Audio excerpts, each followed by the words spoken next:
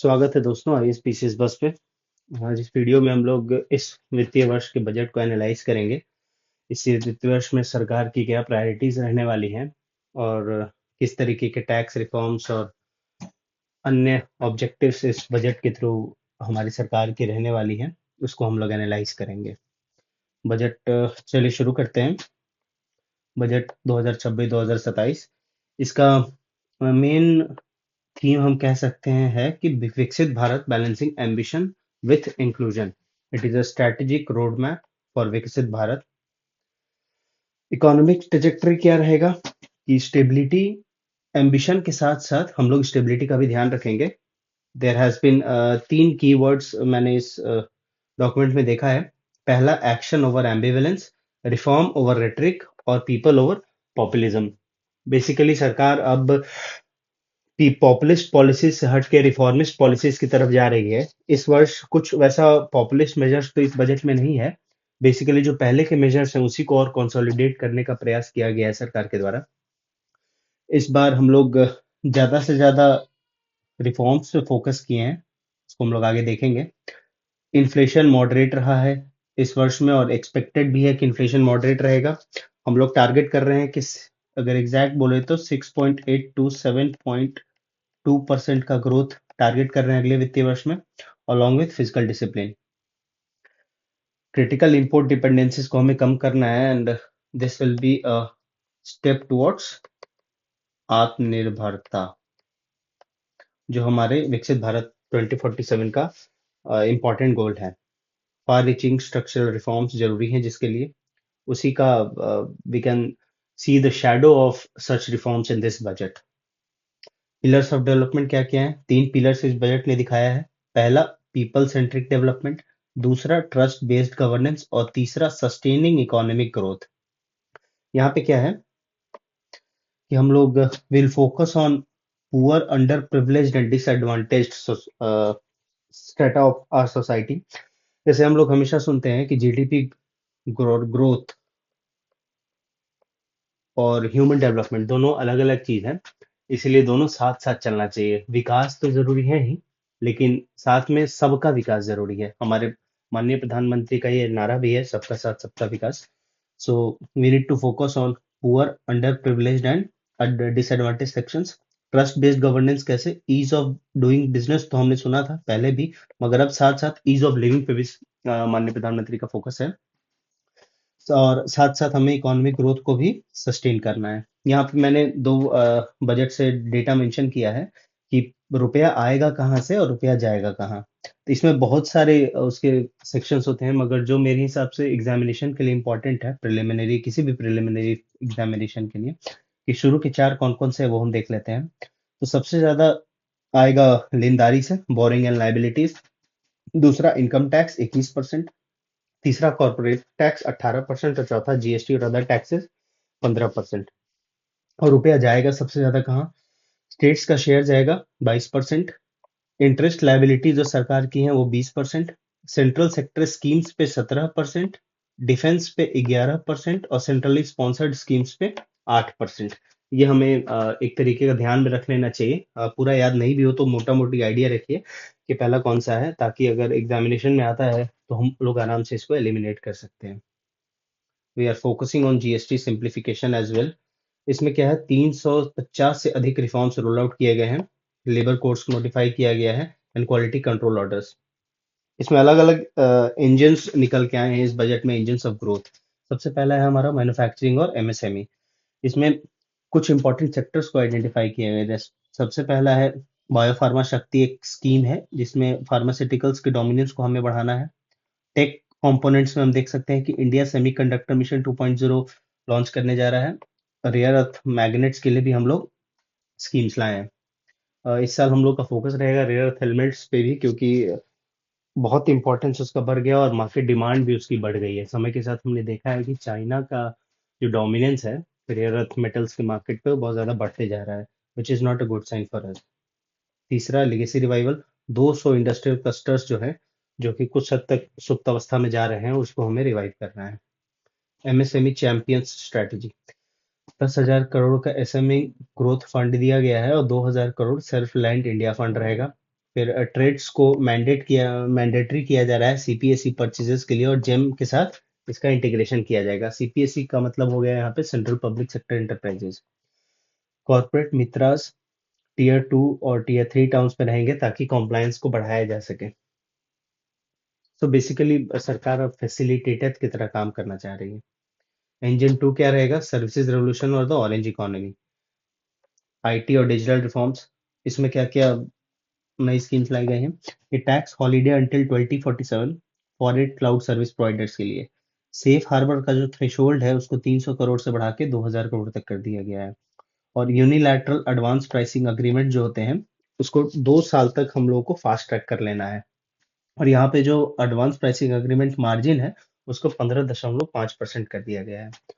Orange economy पे भी focus है, जैसे क्रिएटिव डिजाइन सेक्टर्स में, फिर एवीजीसी सेक्टर्स में।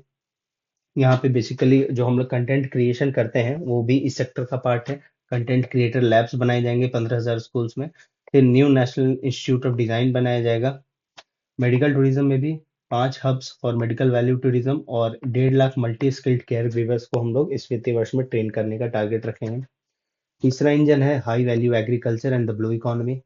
ब्लू इकोनॉमी में एक बहुत ही महत्वपूर्ण कदम लिया गया है कि जो भी ईजी और हाई सीज में कैच होगा उसको ड्यूटी फ्री कर दिया जाएगा, और 500 रिजर्वायर्स डेवलप किए जाएंगे। Sea food processing import limit को भी बढ़ा के 3% कर दिया गया है।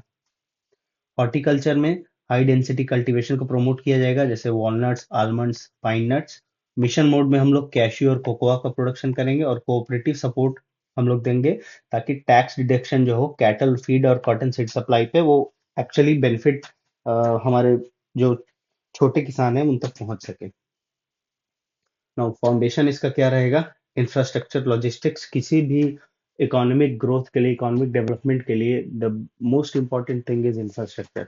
यहाँ पे हम देख सकते हैं कैपेक्स। कैपेक्स का मतलब कैपिटल एक्सपेंडिचर होता है कि 2015 में 2 लाख करोड़ जो था वो कैपिटल एक्सपेंडिचर था, और अब 2025 में हम लोग 12.2 लाख करोड़ पे पहुंच गए हैं।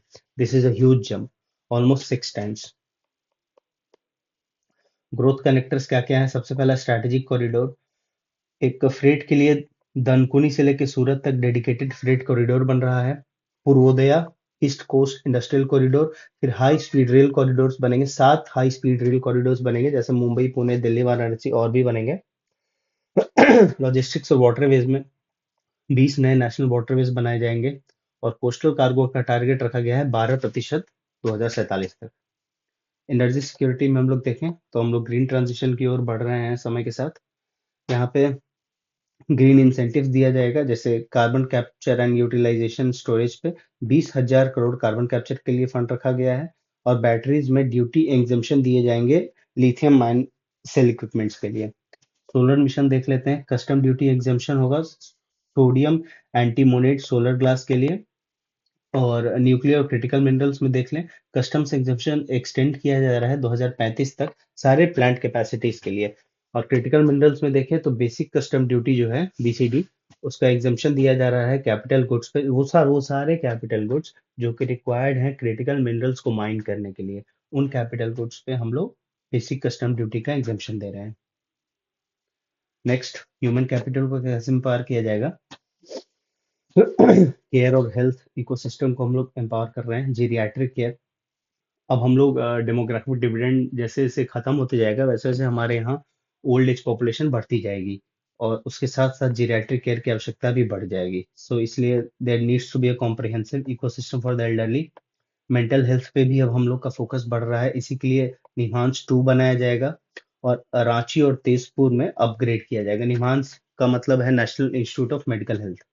आयुष में 3 नए all India institute of Ayurveda बनाए जाएंगे। नाउ, दिव्यांगजन के लिए दिव्यांग जल कौशल योजना, ताकि उनका इंडस्ट्री रिलेवेंट ट्रेनिंग हो सके, जिससे कि वो किसी और के ऊपर निर्भर न रह के अपना they can become self dependent and self reliant as our nation. Now, Divyang Sahara Yojana, they will be given access to assisted devices. Now, ALIMCO, ये बेसिकली ऑर्गेनाइजेशन है जो असिस्टेड लिविंग इक्विपमेंट्स में काम करती है। इसमें हम लोग एआई इंटीग्रेटेड प्रोस्थेटिक्स पे जोर डालेंगे इस वर्ष। ना फाइनेंशियल सेक्टर रिफॉर्म्स में देखते हैं क्या क्या इंपॉर्टेंट है। कैपिटल मार्केट में म्यूनिसिपल बॉन्ड्स में 100 करोड़ का इंसेंटिव दिया जाएगा for single issuance of 1000 crore तक के बॉन्ड्स के लिए। फेमा में review of non debt instrument rules. Derivatives में new market framework corporate bonds के लिए। कॉर्पोरेट बॉन्ड्स के लिए नए मार्केट मेकिंग फ्रेमवर्क बनाए जाएंगे। ट्रेडिंग में टैक्स स्ट्रक्चर क्या चेंज हुआ है। सिक्योरिटीज ट्रांजिशन टैक्स जो है फ्यूचर्स पे बढ़ा के 0.05 कर दिया गया है, और ऑप्शंस पे प्रीमियम जो है वो बढ़ा के 0.15% कर दिया गया है। एक हाई लेवल कमेटी भी बनाई गई है banking there is a high level committee on banking for Viksit Bharat. Now trust based governance और ईज ऑफ डूइंग बिजनेस, इसमें 3 हेड्स में हम लोग देखेंगे, कस्टम फैसिलिटेशन, डीक्रिमिनलाइजेशन और डिस्प्यूट रेजोल्यूशन। सबसे पहले कस्टम फैसिलिटेशन देखते हैं। इसमें ड्यूटी डेफरल पीरियड जो है उसको बढ़ा के 30 दिन तक कर दिया गया है ऑथराइज्ड इकोनॉमिक ऑपरेटर्स के लिए। देन कस्टम्स इंटीग्रेटेड सिस्टम को रोल आउट किया जाएगा अगले 2 वर्षों में, और एडवांस रूलिंग जो है उनकी वैलिडिटी बढ़ा के 5 साल तक कर दी गई है। पहले ये 3 साल हुआ करती थी, मगर एडवांस रूलिंग्स की वैलिडिटी बढ़ा के अब 5 साल कर दी गई है। अब जो नॉन प्रोडक्शन ऑफ बुक्स और टीडीएस डिफॉल्ट्स को, पहले ये क्रिमिनल ऑफेंस था, अब इन दोनों को डिक्रिमिनलाइज कर दिया गया है। So basically we are working on decreasing tax terrorism.